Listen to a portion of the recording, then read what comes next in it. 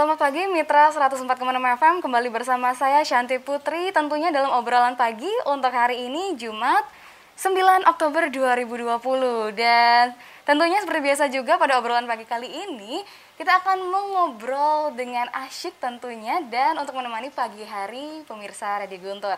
Dan kali ini berbeda dari minggu-minggu sebelumnya, kita akan membahas topik mengenai memanjat di masa pandemi. Aduh, kira-kira ini memanjat apa ya? Nah, mungkin yang perlu kita tahu terlebih dulu bahwa panjat tebing yang awalnya hanya merupakan permainan dan hobi semata, sejak beberapa tahun lalu itu memang sudah diakui sebagai olahraga prestasi bahkan mendunia. Buleleng dengan topografi pegunungan sangat berpotensi mencetak atlet panjat tebing. Tapi bagaimana faktanya? Nah, untuk menjawab pertanyaan itu, Shanti tidak akan menerka-nerka sendiri, tapi kali ini sudah hadir narasumber yang begitu luar biasa dan pastinya sesuai dengan topik kita kali ini. Sudah hadir Ketua Harian DRSI Putu Panca Adi MPD. Selamat pagi Bapak. Selamat pagi Mbak. Bagaimana kabarnya nih Bapak? Baik. Iya baik ya, selalu baik ya. Iya. Nah, selain Ketua Harian, di sini juga sudah hadir atletnya langsung yang bernama Kade Enggi Mertadarsana. Selamat pagi. Selamat pagi Kak. Aduh, udah dipanggil kakak aja nih merasa tua ya di sini. Tapi tidak apa ya. Oke, pemirsa, mungkin sebelum Shanti akan bertanya-tanya, mungkin perlu diketahui juga bahwa sebenarnya hari ini kami mengundang Ketua Umum FPTI Buleleng yaitu Dr. Wahyudi. Namun karena beliau juga memiliki kegiatan lain, ini sudah digantikan oleh Ketua Harian dan juga atletnya langsung. Nah, jadi ini langsung ya keduanya hadir di sini. Baik. Nah, untuk pertama sebelum saya bertanya kepada atletnya, mungkin saya akan bertanya dulu kepada Pak Panca selaku Ketua Harian. Iya, baik. Nah, kira-kira bagaimana FPTI Buleleng ini melihat potensi topografi pegunungan untuk mencetak atlet panjat tebing? Karena kita tahu mungkin bersama bahwa di Buleleng, mungkin di Buleleng ini banyak sekali di pegunungan. Bagaimana kira-kira dari FPTI sendiri untuk melihat potensi topografi yang ada di sini? Baik, terima kasih banyak Mbak. Jadi intinya begini, ini sesuatu yang menantang sebenarnya alam Buleleng ini untuk kita bisa dan mampu kembangkan dalam bentuk olahraga prestasi. Terkait dengan hal seperti itu, kami berupaya, pengurus Federasi Panjat Tebing Indonesia Kabupaten Buleleng bekerja sama dengan pihak pengurus kecamatan, juga bekerja sama dengan orang tua dan juga pihak sekolah. Karena bagaimanapun juga yang paling potensial untuk kita libatkan itu adalah sekolah. Sekolah? Iya, kenapa demikian?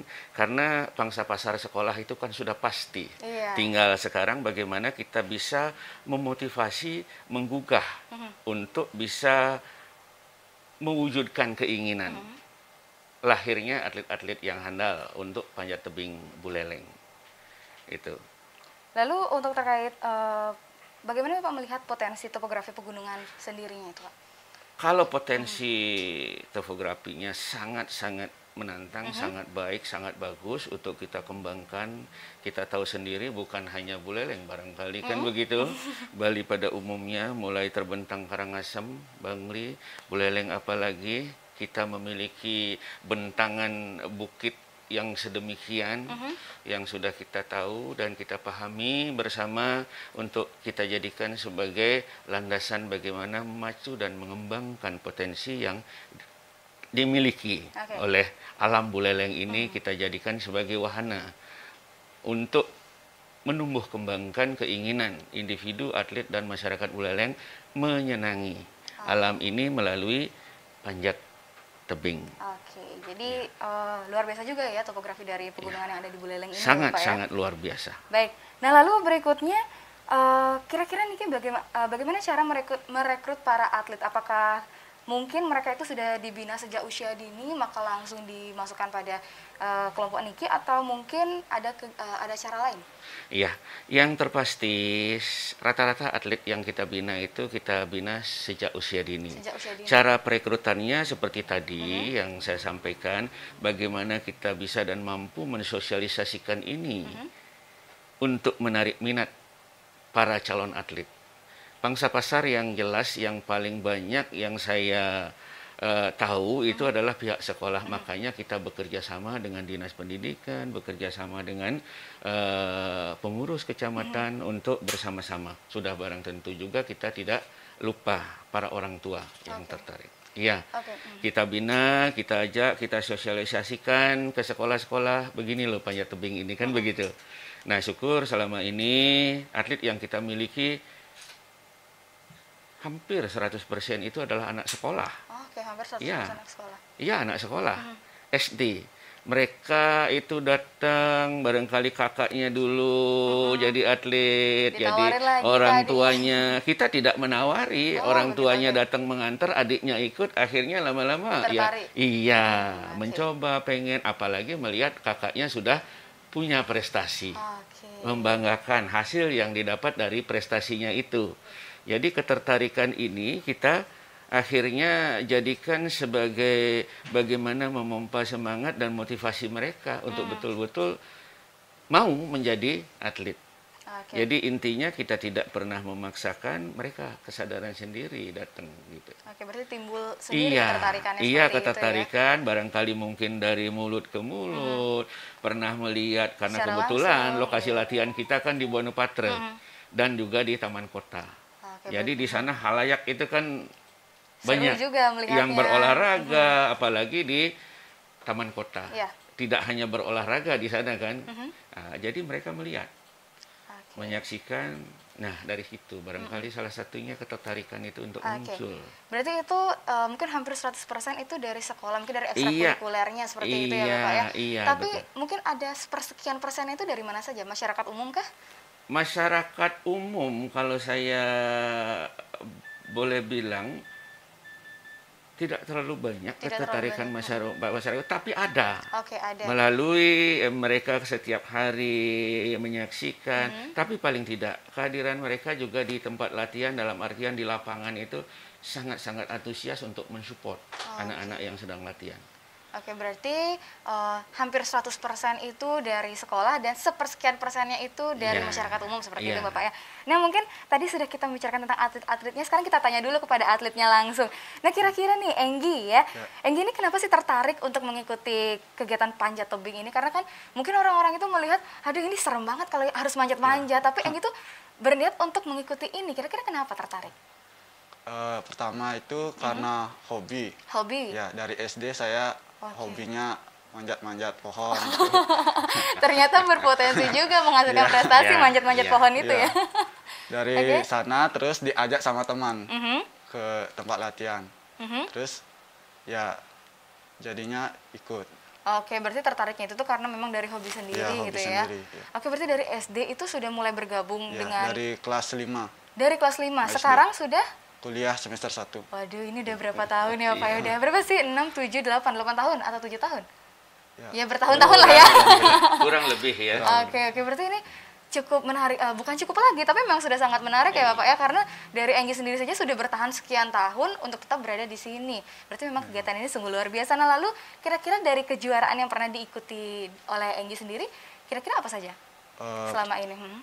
Porjar Porjar. Bali, Mhm, lalu sirkuit Bali, mhm, kejurnas, kejuaraan nasional di Solo, mhm. Poprov Bali di Gianyar sama di Tabanan. Oke, berarti lumayan banyak juga ya, bukan lumayan lagi, tapi sudah banyak sekali prestasi yang dihasilkan oleh Enggi. Nah, mungkin saya kembali dulu ke Pak Panca. Nah, mungkin tadi kalau dari Enggi sendiri itu mengaku bahwa dia tuh tertarik karena hobinya sendiri, memang sudah benar-benar ingin mengikuti ini. Namun, mungkin dari calon atlet lainnya, kira-kira bagaimana cara dari FPTI ini menarik simpati calon atlet agar memang tertarik untuk ikut berlatih, Pak? Baik, jadi seperti apa yang sudah saya sampaikan di awal tadi, jadi banyak cara yang bisa kita lakukan untuk perekrutan atlet, di samping memang faktor keluarga dan Oke. saudara sering datang ikut dalam mengantar kan begitu, ya kita sosialisasi ke sekolah. Oke, sosialisasi Ya, sekolah. karena kebetulan kami Panjat Tebing Buleleng itu dibantu atau bekerja sama dengan Dinas Pendidikan. Kita sudah juga memiliki papan boulder di beberapa lokasi untuk di kecamatan. Ada di Banjar, ada di Seririt, ada di Tejekule, dan ada juga di Sukesade. Oke. Iya, sudah lumayan banyak nyaman sih ya. kita tempatkan di sekolah karena ini bantuan dari dinas kan begitu. Jadi yang di Sukesade itu ada di Sari Mekar kalau tidak salah ya. Tejukula ada SD 15, yang di Banjar ada di SD 3 Kaliasem ya, yang di Seririt ada di SMP 1 Seririt. Jadi kita berharap dengan bantuan boulder yang ada, jadi antusias calon-calon atlet untuk bergabung di dalam Federasi Panjat Tebing Indonesia Kabupaten Buleleng akan semakin banyak. Mereka semakin tertarik, mudah-mudahan. Oke, mungkin dari segi gitu ya Pak ya, mungkin dari orang tuanya promosi, mungkin dari para anggotanya sendiri memperlihatkan kepada sanak keluarga atau mungkin kepada temannya langsung seperti Enggi tadi ditawari oleh teman, mungkin seperti itu ya. Karena begini juga Mbak, kita pada saat hadir sosialisasi ke kecamatan-kecamatan itu kita mengajak beberapa atlet kita untuk memperlihatkan beginilah panjat tebing itu kan begitu. Jadi dia action di sana. Bahwa barangkali kekhawatiran terkait dengan faktor risiko kita jelaskan, kita sampaikan juga di sana. Kita berharap dengan begitu mereka mudah-mudahan apa yang selama ini barangkali mereka takutkan, mereka sudah tidak perlu ragukan lagi. Ya, karena kita selalu berpikir bagaimana menjaga faktor keselamatan dengan sebaik-baiknya. Nah dari Enggi sendiri setuju dengan pernyataan dari Pak Panca? Setuju dengan nanti di belakang langsung, aduh saya nggak berani ngomong nanti. Setuju, Tapi Mas setuju ya, karena memang seperti itu kenyataannya, seperti itu Pak ya. Nah tapi mungkin saya juga ingin bertanya terkait ketersediaan para pelatih, apa memang sudah mumpuni atau justru ada kekurangan dalam segi pelatih ini Pak? Baik, kalau mengenai kita sekarang memiliki 3 orang pelatih, kan begitu. Kalau dilihat dari jumlah sebenarnya kurang, namun kita kan tetap berpikir dari banyak faktor, karena bagaimanapun juga dari sisi waktu, pendanaan dan yang lain, ya kita rekrut 3 orang pelatih. Mereka juga tergabung di dalam kepengurusan. Mereka semua ada di Binpres, dikomandani oleh Saudara Ketut Warte SPD. Ketut Warte SPD. Kebetulan ketiga pelatihnya ini adalah alumni dari Undiksa. Yang satu beliau dari, memang beliau koordinatornya sudah lama bergabung di FPTI, dan yang 2 lagi mahasiswa semester akhir di Penjas. Di FOK? Iya, di FOK. Oke, berarti ini banyak sekali juga ya pelatihnya. Nah, lalu dari Enggi sendiri mungkin karena Niki sudah masuk ke sekian tahun, 7 tahun atau 8 tahun, apa Enggi ikut turut serta untuk melatih atau memang masih sampai sekarang itu masih hanya sekadar ikut belajarnya saja? Kadang-kadang ikut apa? Ikut mengkoordinasikan.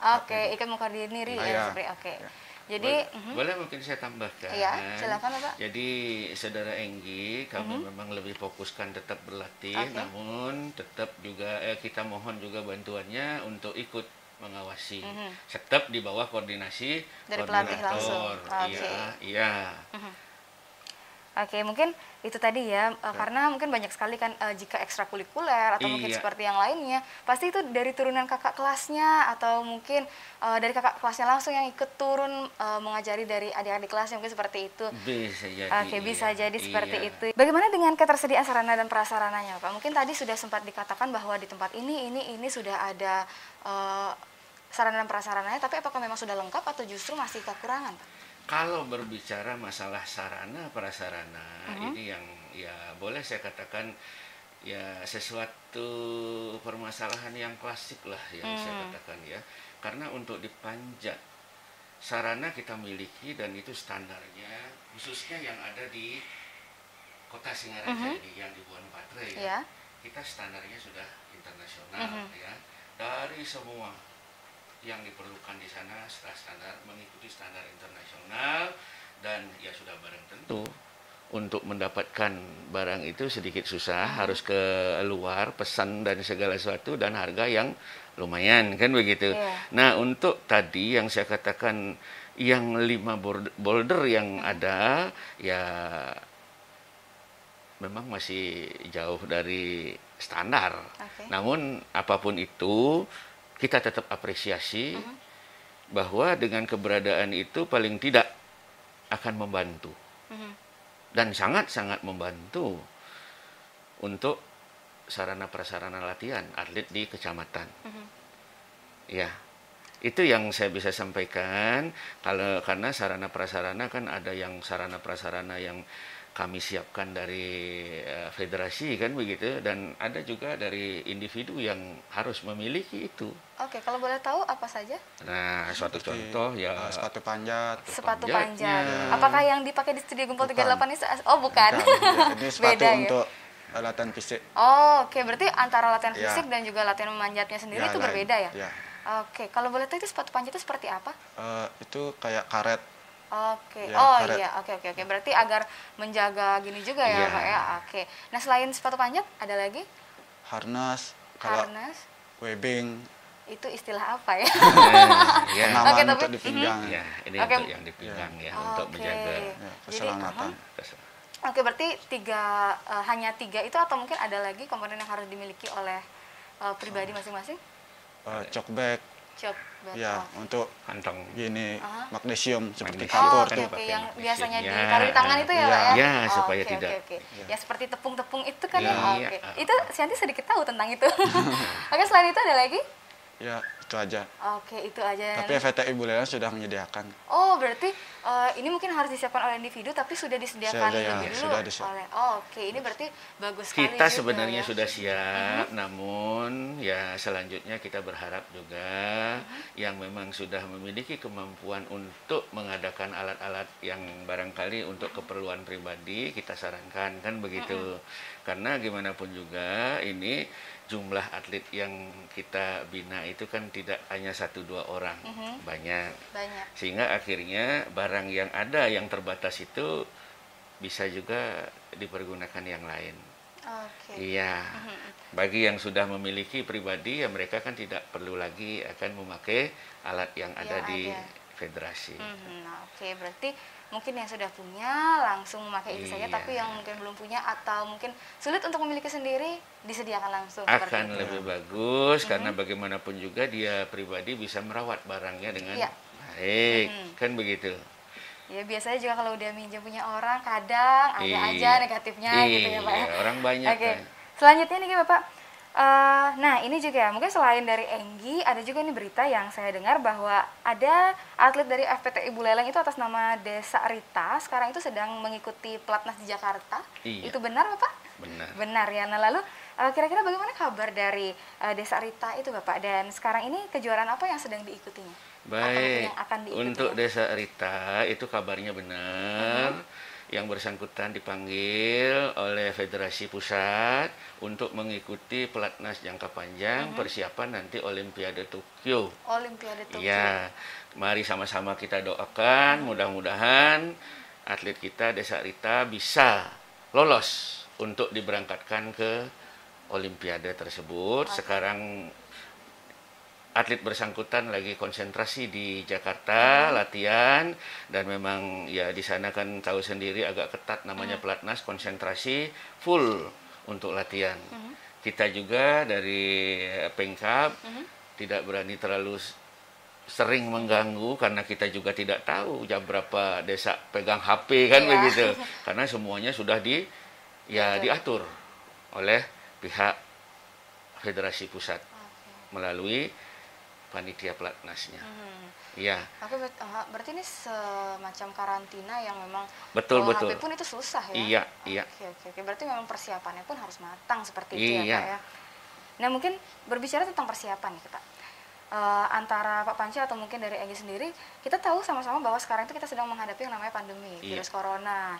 Semuanya serba virtual. Nah lalu bagaimana dengan kegiatan ini sendiri? Karena panjat tebing divirtualkan itu mungkin orang-orang pada bingung, ini seperti apa kegiatannya, mungkin seperti itu ya Pak ya.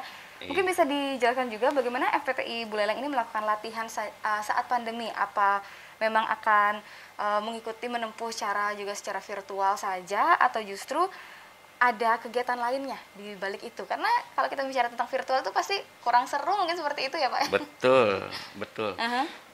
Baik, Terima kasih. Yang pertama yang perlu saya sampaikan, ini kita sudah hampir 7 bulan ya. 7 bulan. Iya, Bukan dari hampir bulan lagi, kayaknya udah 7 Sudah bulan 7 bulan. ya. Sudah 7 bulan kita dalam situasi yang boleh dikata gimana ya, serba sulit kita.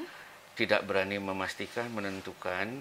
Tapi di balik itu semua kita harus selalu mengambil suatu keputusan yang terbaik demi masa depan atlet, demi masa depan federasi itu sendiri ke depannya. Makanya berdasarkan arahan dari pihak KONI, karena bagaimanapun juga Pengkab itu kan di bawah KONI, dan juga arahan dari kami punya ketua umum, kita mengikuti aturan dan anjuran dari pemerintah terkait bagaimana caranya menekan perkembangan daripada COVID-19 ini. Maka dari itu kita putuskan latihan tetap namun virtual. Yang divirtualkan itu latihannya latihan fisik saja. Latihan fisik. Ya, latihan memanjatnya itu kan tidak mungkin karena memang mereka kan harus datang. Tidak setiap atlet nanti punya papan panjat kan begitu. Iya. Nanti malah lagi seperti Enggi ya, pohon yang dipanjat. Iya, itu yang divirtualkan itu adalah latihan fisiknya. Satu contoh, ini tetap komando dari koordinator pelatih bersama timnya. Nah, ini seperti ini ya. Mereka itu... Oke, mungkin bisa di zoom nih kegiatannya. Oke, mungkin dari kameramen sendiri itu bisa di zoom kegiatannya ini, bahwa ini ada program latihannya. Ada program latihan dikirim kepada mereka.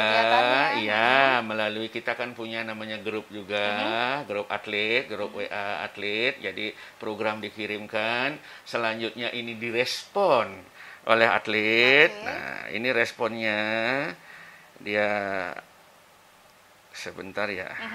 Seperti ini. Mereka berlatih. Oke, berarti mereka langsung berlatih ya di rumah masing-masing. Ada yang individu, ada yang barangkali dia bersama-sama karena rumahnya berdekatan. Tapi tetap juga dia menjaga protokol kesehatan seperti itu ya. Oke, mungkin dari pemirsa Radio Guntur yang penasaran bagaimana ini dari proses latihannya atau apa saja yang disajikan dalam grupnya, nanti bisa langsung ditonton di YouTube-nya Radio Guntur. Tenang saja sobat tenang saja mitra 104,6 FM pasti akan ditayangkan total, mungkin seperti itu ya Pak ya. Nah, oke, mungkin itu dia untuk kegiatannya. Pasti berarti yang akan dilatih itu adalah kegiatan fisiknya, mungkin seperti itu ya. Latihan fisiknya dulu, dan untuk memanjatnya itu mungkin belum ya, selama 7 bulan ini mungkin belum ya. Dan selanjutnya barangkali Mbak, ya sekarang sementara di virtual itu konsentrasi ke fisik, kita menjaga tetap supaya mereka bugar, dan ada rencana mudah-mudahan situasi sudah mulai membaik. Kami bersama bidang Bimpres dan para tim pelatih itu sudah memikirkan bagaimana barangkali kejenuhan ini, karena gimana pun juga namanya virtual, mereka biasa ngumpul, sekarang jarang ngumpul, bukan jarang lagi, hampir tidak pernah kan begitu. Kami siasati, kami mohon maaf barangkali, tapi tetap mengedepankan protokol kesehatan. Kita coba undang mereka 2 hari yang lalu, kita ajak ya semacam ramah tamah kan gitu. Kita ajak dia outbound, trekking, begitu antusiasnya mereka. Dan mereka berharap hal seperti ini bisa juga dilakukan dalam bentuk latihan di lapangan seperti sebelum pandemi. Nah, inilah yang kita pikirkan bersama tim Binpres, bagaimana kita bisa memunculkan nanti jadwal-jadwal latihan, jadi ada kombinasi antara virtual dan yang konvensional. Oke, virtual dan konvensional seperti itu ya Pak ya. Nah, mungkin itu tadi dari segi papancanya. Nah, sekarang kita tanya dulu oleh atletnya sendiri. Bagaimana kegiatan latihan ini selama pandemi? Apakah memang ada kesulitan? Karena seperti yang sudah Enggi tadi katakan bahwa Enggi itu sudah bergabung dari SD. Dan sekarang ini sudah 7 bulan juga melalui masa pandemi. Bagaimana kesulitan yang Enggi rasakan? Atau mungkin ada kejenuhan yang Enggi rasakan? Sebenarnya tidak ada sih. Tidak ada? Ya. Cuma gini ya, kurang apa namanya, jadi tidak bisa latihan teknik, jadi kurang asik. Oh, kurang asik, kurang seru, kurang greget gitu ya. Oke, tapi untuk kesulitannya sendiri karena mungkin selama 7 bulan ini tidak melakukan Iya, 7 bulan. latihan fisik ya tadi ya? Iya. Oke, teknik. Latihan tekniknya Teknik, itu. iya. Mungkin ada kesulitan nanti mungkinnya akan ada kegiatan lagi. Tadi juga Enggi sudah mengatakan bahwa Enggi mengikuti kegiatan ini. Nantinya jika diminta lagi untuk mengikuti itu, apakah mungkin akan ada kesulitan yang Enggi rasakan? Untuk latihan apa? Latihan tekniknya. Oh, teknik. Oh, iya saya akan mengikutinya. Maksudnya apakah nanti mungkin ada kesulitan yang Iya. kamu akan alami Oh, dari iya. sisi teknik? Karena lama Karena tidak Karena langsung sudah juga lama, kan? Iya. karena sudah lama nggak mengikuti teknik, mungkin jarinya akan gini. Kaku. Iya, kaku. Oke. Iya. Mulanya aja gini, Bisa namanya? mencengkram Iya, dengan bisa baik. dicengkram dengan baik. Bisa jadi kalau kalau diadakan gini pertama kali Kegiatan itu lagi, ya nggak gini. Nggak mau gini ya, nggak mau terlalu Ya, kuat untuk terlalu mencengkram kuat. sudah itu ya. barang tentu nanti akan ada penyesuaian kan begitu, karena bagaimanapun juga kita ketahui keterampilan itu kan harus sering dilatih. Iya. Oh, ini vakumnya sudah lama, nanti ada proses penyesuaian dulu. Mudah-mudahan penyesuaiannya tidak lama ya. Oke. Mereka kembali menemukan apa yang selama sebelum pandemi sudah mereka miliki, dan selanjutnya mereka bisa tingkatkan. Oke, mungkin dari segi secara virtual mungkin tadi sudah dikatakan bahwa ada latihan fisiknya. Iya. Latihan fisik. Oke, latihan fisiknya itu apakah itu tidak dilatih juga mengenai tentang cengkramannya atau mungkin Dilatih. posisi kaki? Nah, mungkin selama latihan itu tuh apa memang dirasa kurang maksimal karena tidak ada pelatihnya secara langsung atau bagaimana nih? Kita kan buat video di rumah, lalu dikirim ke grup. Nanti apabila ada kesalahan, nanti dibilang Langsung sama dikoreksi. langsung dikoreksi sama pelatih. Oke, mungkin Ya, karena memang tidak memegang secara langsung itu yang menjadikan gini ya, kurang maksimal, tapi sudah tetap dilatih Ya, seperti tetap itu ya. dilatih. Nah, selanjutnya ini mungkin menarik sekali apalagi kita membicarakan kegiatan olahraga selama pandemi yang orang-orang mungkin bisa menjadikan pandemi ini alasan, aduh orang pandemi saya nggak boleh keluar, saya nggak boleh Tidak olahraga, ngapa-ngapain mungkin, ya. lebih baik diem aja mungkin seperti itu. Nah, tapi saya akan bertanya lagi tentang itu nanti di sesi kedua karena kita juga sudah masuk ke menit ke-30 pemirsa Radio Guntur. Jadi untuk kalian yang mungkin memiliki pertanyaan bisa nanti langsung bergabung di 23455 namun pada saat sesi kedua nanti. Sekarang karena sesi 1 sudah berakhir kita jeda iklan sejenak.